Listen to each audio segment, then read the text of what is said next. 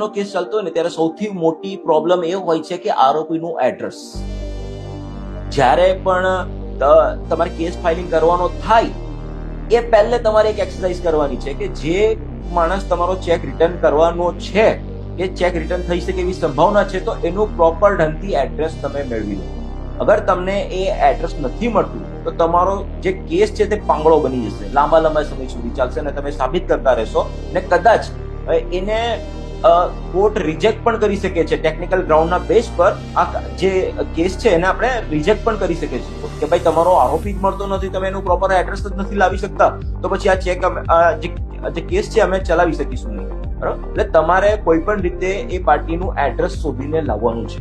એનો visiting card છે, બિઝનેસની જગ્યા છે, આધાર બેઝ પર તમે સર્ચ કરાવી શકો છો, કોઈ જૂના એગ્રીમેન્ટ હોય, સોશિયલ મીડિયા, લિંક્ડઇન હોય છે, કઈ પણ રીતે એનું એડ્રેસ શોધીને લાવો.